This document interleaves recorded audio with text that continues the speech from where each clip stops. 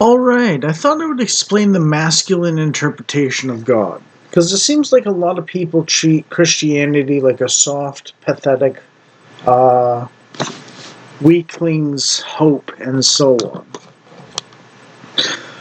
I'm going to give you what the traditional Christian viewpoint is, basically. Christianity is not a hippie self help guide.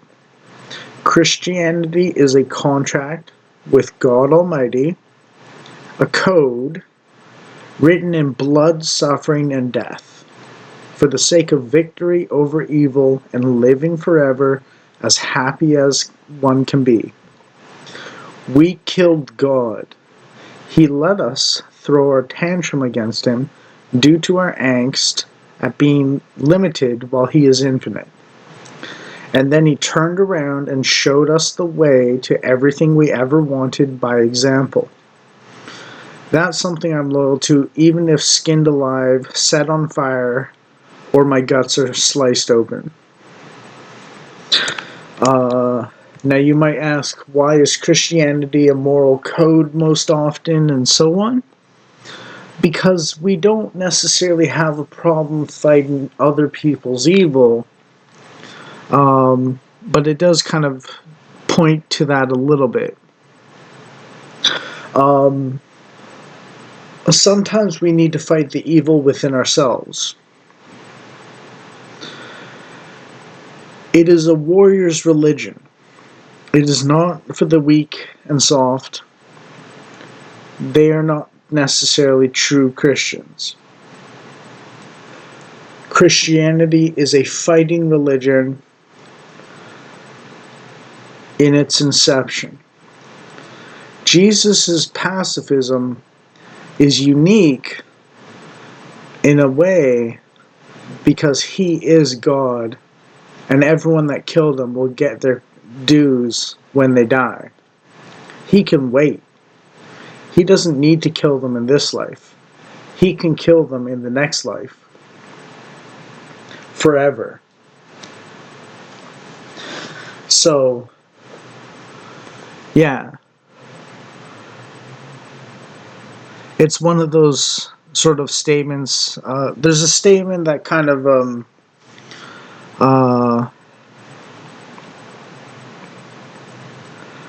that sums up sort of the position of Jesus relative to us in a certain sense, which is, may God help you because I sure won't.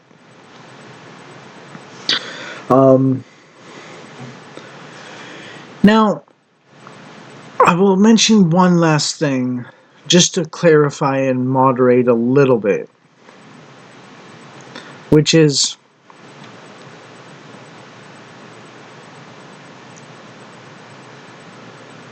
Christianity says to destroy the wicked. Now, wicked people are not flawed people. They're not sinners only, because everyone's a sinner. Everyone's got flaws and imperfections and so on. A wicked person is someone who leans so far heavily or runs headfirst into being a problem for themselves and other people that you can see no human hope for them. So you get rid of them from this plane of existence. That's the death penalty. That's what you self-defense. That's when you lethally self-defend yourself from an attacker or a thief or something like that. These are not against Christianity. These are Christian principles, even if other civilizations have similar principles and so on. These are all well within Christian principles. The Bible uses two terms for enemy. When it says turn the other cheek, it's talking about personal drama. When it's talking about selling your cloak and to buy a sword, It's talking about enemies of the civilization you're part of. Like psychopaths or something that are murderous or sexual predators or something like that.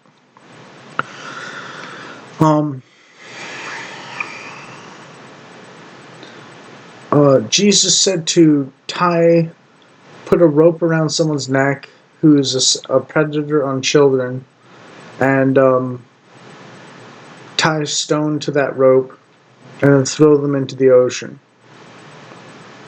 Christianity is not a soft religion in the sense of its core ethos.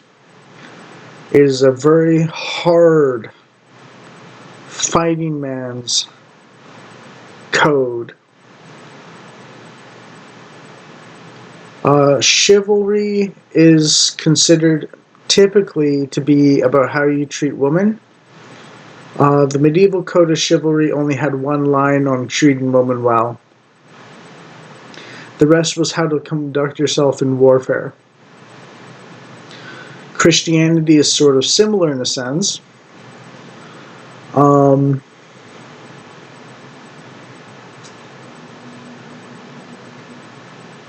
But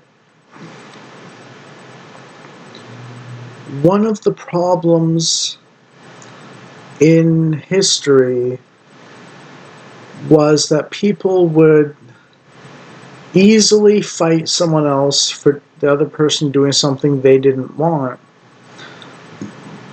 but they wouldn't restrain themselves from doing something someone else didn't want when it was actually a bad thing to do. That's why Christianity focuses so much on what you can do that's good and avoiding what's bad and so on. People have taken that kind of thing too far in the cuckold direction.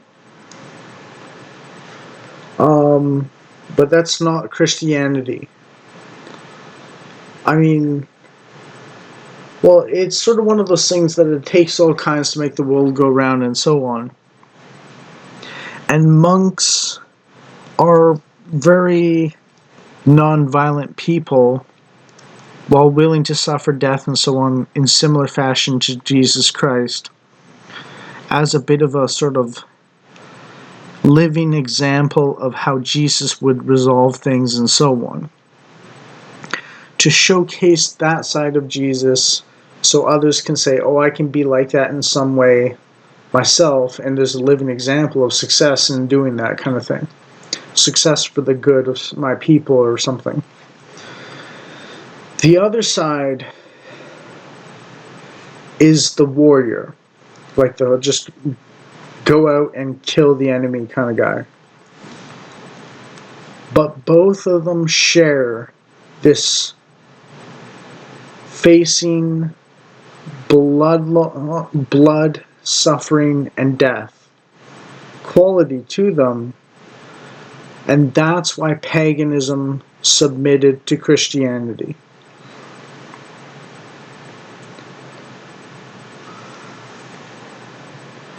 And that's why Paul, I believe, said, "Soldier, be content with your wages."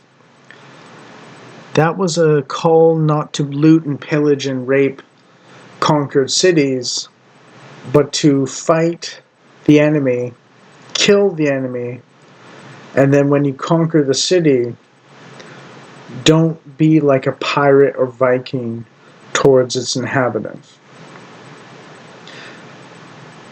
But it never said not to be a soldier.